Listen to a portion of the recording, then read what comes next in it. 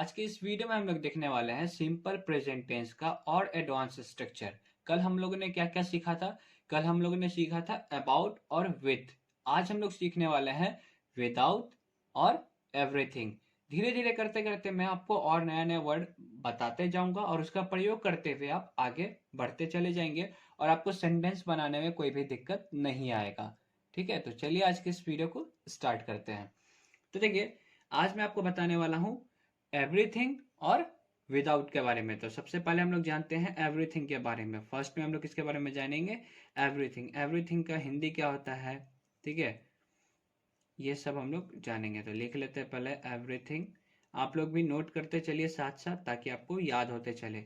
ठीक है, एवरीथिंग का जो हिंदी होता है वो होता है सब कुछ। क्या होता है? सब कुछ। ठीक है, एवरीथिंग का मतलब होता है सब कुछ। इसको नोट कर लीजिए। उसके बाद सेकेंड मैंने आपको क्या बताया? विदाउट। विदाउट का जो हिंदी होता है वो होता है के बिना। ठीक है, आई होप कि आप लोगों को ये हिंदी पता होगा। लिख लीजिए, इसका हिंदी क्या होता है? के बिना। और एवरीथिंग का क्या होता है? सब कुछ। अब इसका सेंटेंस में कैसे प्रयोग करेंगे उसको देखते हैं। जैसे रहेगा, मैं आपके बारे में सब कुछ जानता हूँ, है ना। चलिए इसी को पहले हम लोग लेते हैं। मैं आपके बारे में सब कुछ जानता हूँ, इसको कैसे ट्रांसलेट करेंगे? तो देखिए, सबसे पहले लिख लेते हैं एग्जाम्पल। मैं आपके बारे में, मैं आपके बारे में सब कुछ जानता हूँ। मैं आपके बारे में, कल मैंने अबाउट के बारे में बता रखा है, ठीक है, तो उसको देख लीजिएगा अगर आपने नहीं देखा तो। मैं आपके बारे में सब कुछ जानता हूँ। आप बोलते भी होंगे बहुत सारे को कि मैं आपके बारे में सब कुछ जानता हूँ। सब कुछ जानता हूँ। और जानना का इंग्लिश तो आपको पता ही होगा क्या होता है? नो होता है ना। जानता हूँ। तो मैं आपके बारे में सब कुछ जानता हूँ। चलिए इसको ट्रांसलेट करते हैं। तो मैंने आपको बताया था कल क्या करते हैं, सबसे पहले हम लोग सब्जेक्ट को ट्रांसलेट करते हैं। तो यहाँ पे सब्जेक्ट क्या आपका? आई है ना। मैं यानी क्या होगा? आई। उसके बाद मैंने आपको बोला था कि अंतिम से शुरुआत की तरफ आएंगे, है ना। मतलब सेंटेंस के अंतिम से शुरुआत की तरफ आएंगे। तो सबसे पहले यहाँ पे आपको क्या मिलेगा? जानता। तो जानता का इंग्लिश यानी जानना का इंग्लिश क्या होता है? नो होता है। लेकिन आई के साथ भी1 लगाते हैं या भी5, ये आपको मैंने कल बताया था। ठीक है, मैं आप आज भी बता देता हूँ। देखिए, जब भी आपको दिखेगा ही, सी, एट या सिंगुलर नेम दिखेगा तो उसके साथ आपको क्या लगाना है? भी5 लगाना है। और बाकी के साथ आपको भी1 का प्रयोग करना है। ठीक है, जो नॉर्मल फॉर्म होता है वो आपका क्या होता है? भी1 होता है। और उसमें वर्ब के फॉर्म में अगर आप एस या एस लगाते हैं तो वो वर्ब का फिफ्थ फॉर्म बन जाता है, यानी भी5 बन जाता है। तो यहाँ पे देखिए, ये आई है। और यहाँ पे देखिए, आई यहाँ पे कहीं पे भी है क्या? इसमें नहीं है। इसका मतलब इसके साथ क्या लगाऊंगा? भी1 लगाऊंगा, क्योंकि ये बाकी वाले में आ गया। तो इसके साथ क्या लगाऊंगा? भी1। यानी नो का सिंपली फर्स्ट फॉर्म लगा, नो का नो ही होता है। तो नो यहाँ पे क्या हो जाएगा? तो आई नो। जानना का क्या हो जाएगा? नो। तो यहाँ पे क्या हो जाएगा? I know. यहाँ पे भी1 लगा दिया मैंने। ठीक है, तो आई नो। यहाँ तक क्लियर है। उसके बाद देखिए, सब कुछ आया ना। देखिए, अंतिम से मैं इधर सेंटेंस की तरफ आ रहा हूँ। तो देखिए, जानता है का बना दिया। उसके बाद सब कुछ। सब कुछ का मैंने अभी आपको बताया क्या होता है? एवरीथिंग। तो क्या हो जाएगा? I know everything. तो यहाँ पे क्या लिखूंगा? एवरीथिंग। ठीक है, तो यहाँ पे हो जाएगा आई नो एवरीथिंग। ये मैंने लिख दिया। उसके बाद देखिए, यहाँ पे क्या आ गया? बारे में। बारे में का इंग्लिश मैंने आपको कल बताया था क्या होता है? अबाउट होता है। तो आई नो एवरीथिंग अबाउट। तो यहाँ पे मैंने अबाउट भी लगा दिया। और आपके का इंग्लिश क्या होता है? यू होता है। तो यहाँ पे मैं क्या लगा दूंगा? यू। तो देखिए कितना सिंपल है। बस आपको थोड़ा सा प्रैक्टिस करना है। जब एक बार आप लिखने का प्रैक्टिस कर लेंगे ना, तो फिर बोलने का भी प्रैक्टिस धीरे धीरे हो जाएगा। आप सोचिएगा कि एक ही बार में मैं इंग्लिश सीख लूं, तो वो पॉसिबल है ही नहीं। ठीक है, आपको धीरे धीरे एक एक स्टेप करके चलना होगा। ठीक है, तो अगर आपको वीडियो पसंद आए तो प्लीज लाइक कर दीजिएगा, ताकि मुझे मोटिवेशन मिलेगा ऐसे और वीडियोस बनाने के लिए। तो क्या हो जाएगा? इसका पूरा इंग्लिश क्या हो जाएगा? I know everything about you. ऐसे आप बहुत सारे सेंटेंस बना सकते हैं। जैसे, वह मेरे बारे में सब कुछ जानती है, सी नोज एवरीथिंग अबाउट मी। ठीक है, जैसे बोलेंगे वह जानती है, तो सी नोज, है ना। एक एग्जांपल मैं भी5 वाले पे भी दे ही देता हूँ, ताकि आपको और अच्छे से कॉन्सेप्ट जो है वो क्लियर हो जाए। तो यहाँ पे क्या हो जाएगा? जैसे मान के चलिए, वह वह रमन के बारे में सब कुछ जानती है। ठीक है, वह रमन के बारे में, रमन के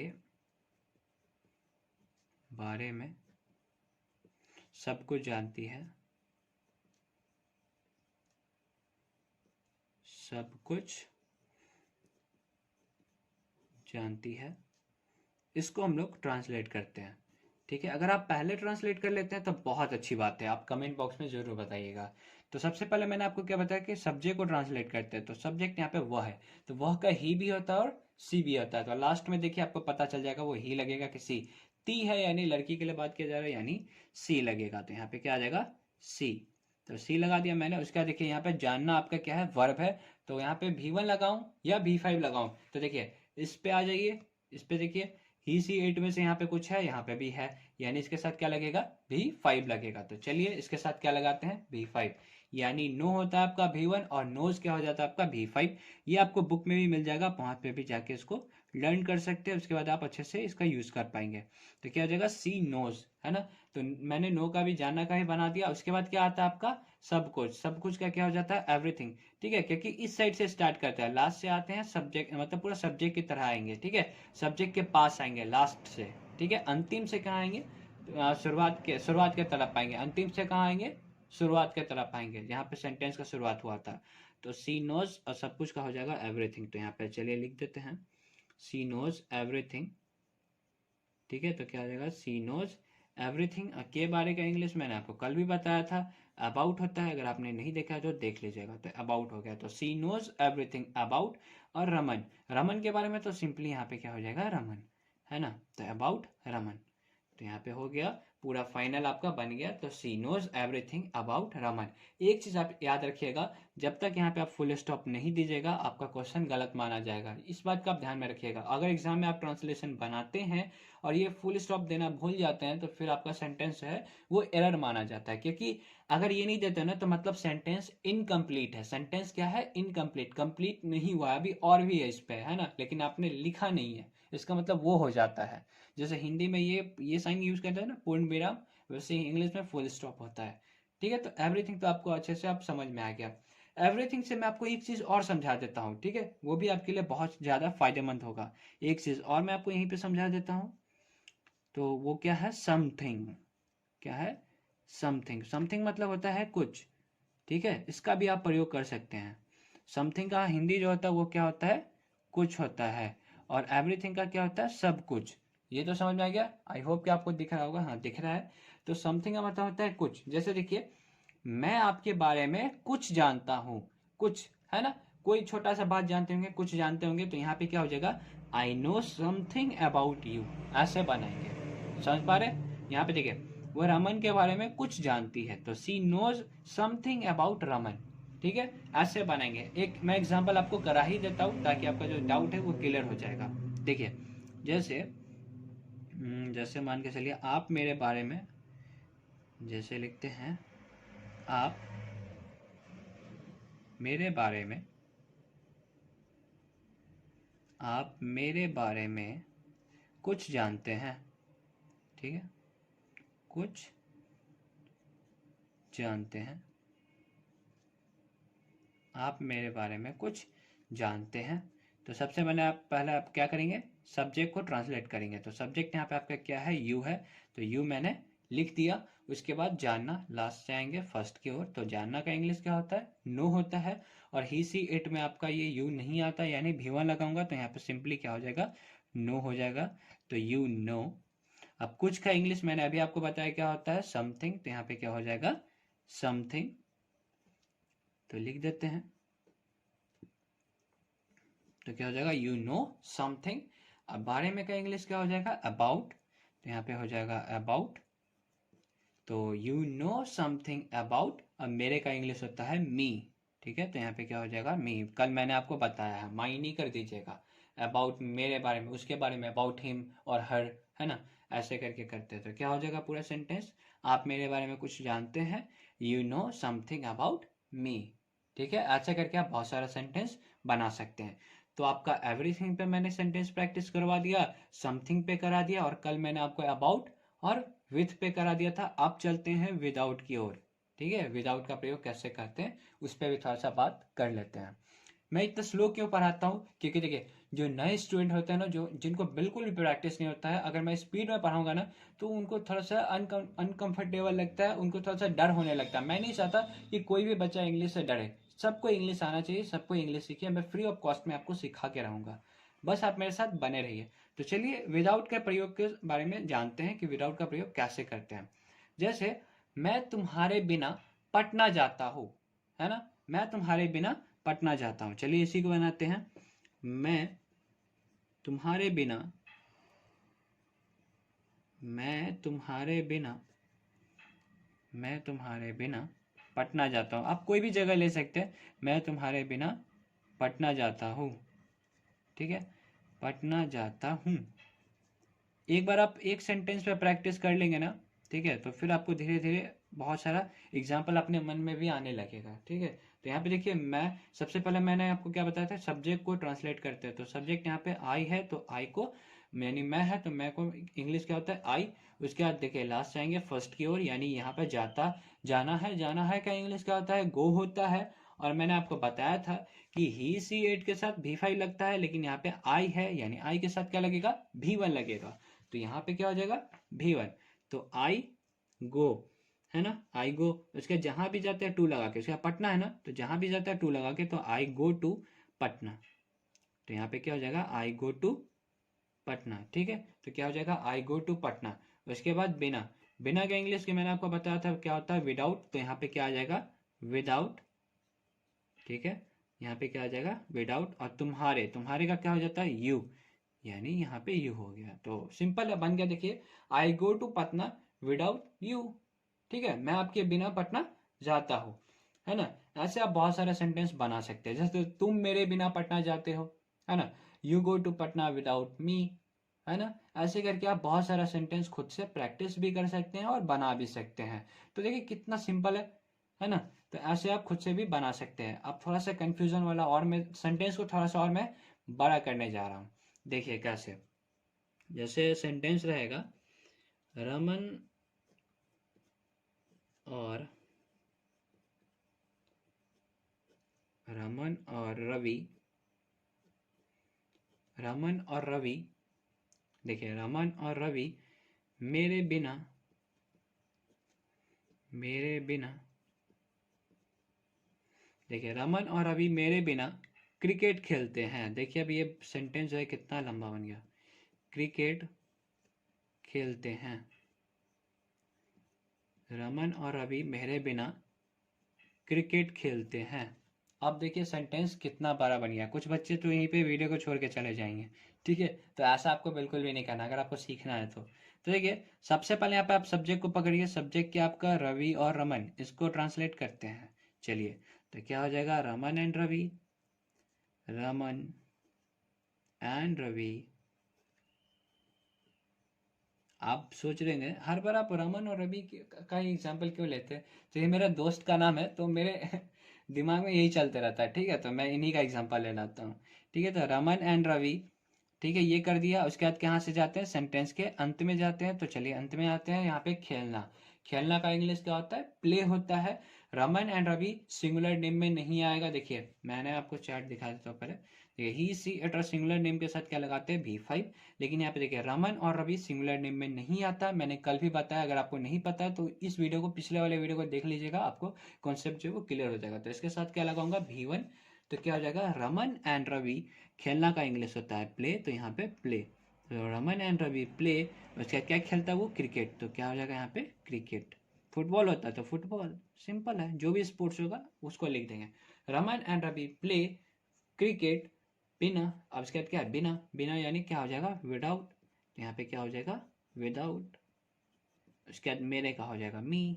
बस हो गया, ट्रांसलेशन बन गया आपका, कुछ नहीं करना, हो गया। देखिए Raman and Ravi play cricket without me, है ना। अब देखिए सेंटेंस में ऐसे भी हो सकता है। देखिए मान के चलिए, रमन और रवि मेरे साथ क्रिकेट खेलते हैं। अब देखिए यहाँ पे क्या आ गया, मेरे साथ। जब भी मेरे साथ आ गया, कल मैंने आपको बताया था मेरे साथ या फिर के साथ का इंग्लिश क्या होता है, विथ होता है। तो यहाँ पे क्या हो जाएगा, Raman and Ravi play cricket with me. यहाँ पे क्या हो जाएगा, विद। और यहाँ पे सिंपली मी आ जाएगा। देखिए कितना सिंपल है। ऐसे आप खुद से भी प्रैक्टिस कर सकते हैं। देखिए सेंटेंस देखने में बहुत बड़ा लग रहा है, लेकिन जब आप ट्रांसलेशन करने के लिए जाइएगा तो काफ़ी आसान है। जो मैंने ट्रिक्स और टिप्स आपको बताया है उसको आपको बस फॉलो करना है। सबसे पहले आपको सब्जेक्ट को ट्रांसलेट करना है, फिर आपको मतलब सेंटेंस के अंतिम से सेंटेंस के पहले के मतलब सेंटेंस के ओर आना है, यानी सब्जेक्ट की ओर आना है। ठीक है, इस वाले डायरेक्शन में आपको मूव करना है, इसलिए मैं एरो बना देता हूँ ताकि आपको याद रहे। ठीक है, आप ये एग्जाम में नहीं करिएगा, बस ये आपको याद रखना है कि हाँ पहले सब्जेक्ट को बनाते हैं फिर अंतिम से आते हैं, है ना। ये क्लियर है यहाँ तक? यहाँ तक तो आपको कोई भी डाउट नहीं आना चाहिए। क्या करता हूँ, कुछ एग्जाम्पल मैं आपको दे देता हूँ, उस एग्जाम्पल को आपको बनाना है और कमेंट बॉक्स में आपको उसको रिप्लाई करना है। मैं आपको चेक करके बताऊंगा कि आपने कितना सही किया है। ठीक है, कुछ एग्जाम्पल आपको स्क्रीन पे दिख रहा होगा। चलिए आपका टाइम शुरू होता है, अब उसको ट्रांसलेट करिए। ठीक है, ट्रांसलेट करिए, स्क्रीनशॉट लेके पहले इसको सेव कर लीजिए, उसके बाद आराम से ट्रांसलेट करिएगा, कोई जल्दीबाजी नहीं है, आराम से सीखिए। ठीक है, आई होप आप लोगों ने स्क्रीनशॉट ले लिया होगा। तो चलिए अब आगे बढ़ते हैं, अब कुछ और चीज़ें के बारे में बात करते हैं। तो यहाँ पे आप लोगों ने 5 वर्ड मीनिंग तो सीख लिया, एवरीथिंग सीख लिया, समथिंग विदाउट सीख लिया, कल मैंने विथ बताया था और अबाउट बताया था, वो भी आप लोगों ने अच्छे से सीख लिया होगा। यहाँ तक तो क्लियर है। और एक चीज़ और मैं आपको बताना चाहता हूँ वांट के बारे में। आज एक चीज़ और सीख लेते हैं वांट के बारे में। ठीक है, 4th नंबर वांट के बारे में। वांट का मतलब क्या होता है ना। वांट का मतलब होता है चाहना। क्या होता है? चाहना। क्या होता है? चाहना होता है। वांट का मतलब क्या होता है? चाहना। और ये एक प्रकार का वर्ब है। ये क्या है? आपका वर्ब है। इस बात को आप याद में रखिएगा। ठीक है, इस बात को आप याद रखिएगा। वांट आपका क्या है? वर्ब है। ये आपका वर्ब नहीं था, ये वर्ड था, है ना। ये सब क्या था? आपका वर्ड था। लेकिन वांट आपका क्या है? एक वर्ब है। जैसे खेलना, है ना। अब बोलेंगे सर वर्ब क्या होता है? तो देखिए वर्ब होता है जिसको करने में समय लगता है और इसके अंत में क्या होता है? ना होता है। जैसे यहाँ पे देखिए चाहना, लास्ट में आया ना। खेलना, लास्ट में क्या आया? ना आया, है ना। पढ़ना, लास्ट में क्या आया? ना। हंसना, लास्ट में क्या आया? ना। और खेलने में समय लगता है तो वो क्या हो गया? वर्ब हो गया, है ना। मान के चलिए पानी पीना, पीना, पीना, पीने में समय लगता है, लास्ट में ना भी आया और पीने में समय लगता है, तो इसमें क्या हो जाएगा? वो क्या हो जाएगा? वर्ब हो जाएगा। तो ऐसे आप फाइंड आउट कर सकते हैं कि वर्ब है या नहीं है। सबसे आसान तरीका है ये पता लगाने का। अब देखिए पटना, पटना के अंत में अब कोई बोलेगा कि सर पटना के अंत में भी ना है। देखिए पटना के अंत में भी ना है तो ये क्या वर्ब है? तो नहीं है, वर्ब नहीं है, क्योंकि पटना करने में समय लगता है। पटना एक तो जगह का नाम है ना, तो पटना करने में समय ही नहीं लगता। इसलिए मैं दो चीज बोलता हूँ, पहले तो ना होना चाहिए और दूसरा उसको करने में समय लगना चाहिए। जैसे पढ़ना, पढ़ना लास्ट में क्या है? ना। और पढ़ने में क्या होता है? समय लगता है ना। सोचना, सब लास्ट में क्या है? ना आया और सोचने में क्या होता है? समय लगता है, तो इसका मतलब वो क्या हो गया? आपका वर्ब हो गया। तो ऐसे आप फाइंड आउट कर सकते हैं। तो ये आपका वर्ब नहीं होगा पढ़ना। ठीक है, वैसे भी आपको पता ही है एक प्लेस यानी एक जगह का नाम है। क्लियर है? तो वांट के बारे में सीखते हैं। वांट का मतलब होता है चाहना।